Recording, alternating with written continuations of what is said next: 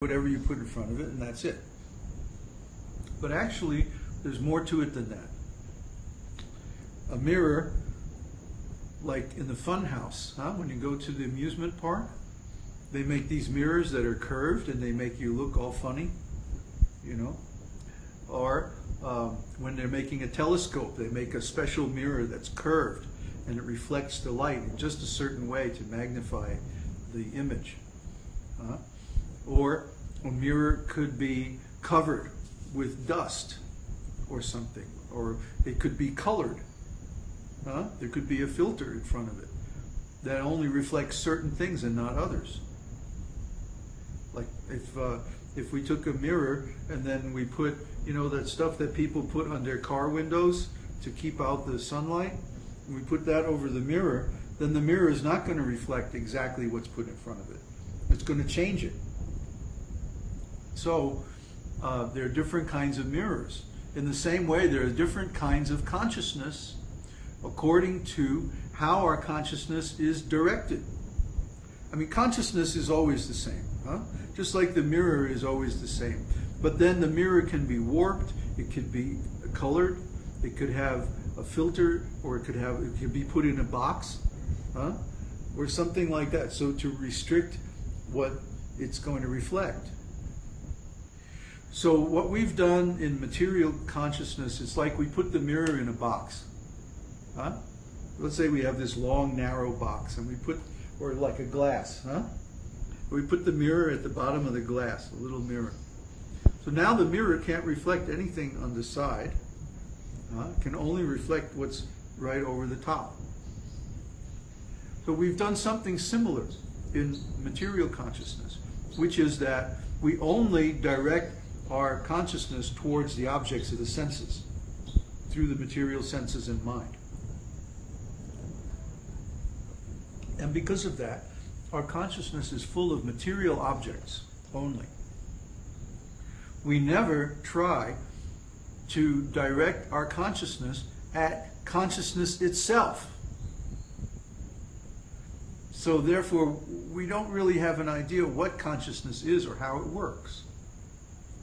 But if we do that, if we sit down, close the doors of the senses, go inside, and observe our consciousness with our consciousness, then we start to make some real progress.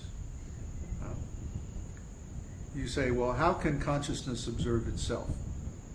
Ordinary things like your eye, it can't see itself.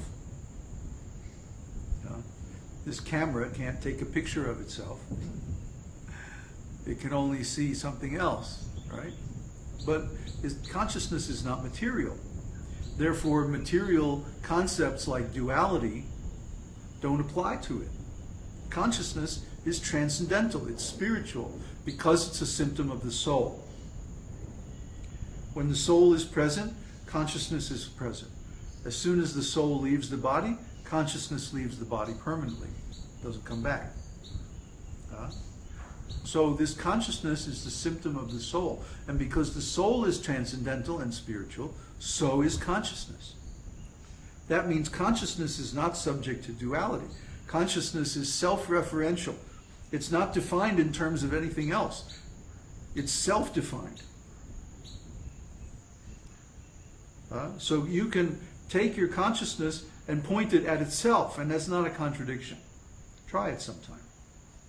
You'll see that you can actually perceive your own consciousness. And this is true. I mean, if I ask you, are you conscious? What are you going to say? Yes. Yeah, sure, I'm conscious. That proves that you can perceive your own consciousness with itself. Because you know you're conscious. That means consciousness can perceive consciousness. So if you can perceive your consciousness, you can also perceive someone else's consciousness. Especially Kṛṣna, because Kṛṣna is the root of your consciousness. So if you investigate, I don't mean research and read about it, but actually look at it. If you actually look at your own consciousness and follow it back to its root, then you will find something very surprising. You can go back a certain distance, and then you can't go back anymore. Why? Because you have reached the limit of your individuality. What is individuality? God is everything. But God has created a little compartment of his energy that he says, okay, this is you. It's like a little walled garden or a little fenced off garden in the middle of this big field. God's mind or God's consciousness is like the big field. And then we put up a little fence and we say, oh, this is me. This is my consciousness. So when we follow our consciousness back towards its root, we can go down, back. And finally we reach a point where we can't go anymore. Why? That's the limit of our individuality, of our being. But that's not the limit of God, because God is beyond all limits. But that's the point at which we have understood everything we can about ourselves independently. But that's still much more advanced than most people can ever get in this world. Because if we go to that point, then we'll understand, oh, I am consciousness. I am pure consciousness. And when my consciousness is directed towards this material world, then I'm in material consciousness. And when my consciousness is directed toward itself, then I'm in spiritual consciousness. And when I do that, I automatically feel joyful. I automatically feel happy. I have no worries. Why? Because in my world, I exist eternally. These other people out here are trying to tell me, oh, you're going to live for a certain time and then you're going to die. But that just applies to the body. That's not true of me. That's not true of consciousness. That's not true of the soul. My soul, which is myself, exists eternally. There's never any change in my soul. My consciousness is always conscious, and always conscious of being conscious. If you observe yourself, you will come to understand all these things as being true. But still, there's a certain limit that you cannot go beyond. The impersonalists, the people who want us to think that we are God, have never reached this limit. They haven't gone deep enough.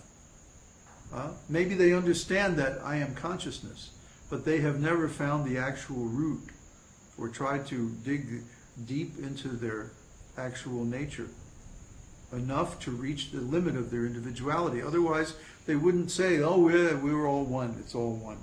Everything is one. No. That's an immature understanding. It's just a preliminary understanding. Once we actually reach the limit, we'll realize, wait a minute, there must be something on the other side. Something that I can't see. Something I cannot reach. I can reach so much with my consciousness. I can know anything that is knowable within a certain range. A very large range, actually. But beyond that, I cannot reach. That means there must be something or someone beyond that limit who's bigger than we are. That's God. See? So if you become a mystic, not just a philosopher, not just a theoretical person, but a practical person, a mystic, and you investigate your own consciousness by contemplating it, you'll find all these things to be true. Then, once you reach that point, there's nothing else to do but pray. There's nothing else to do.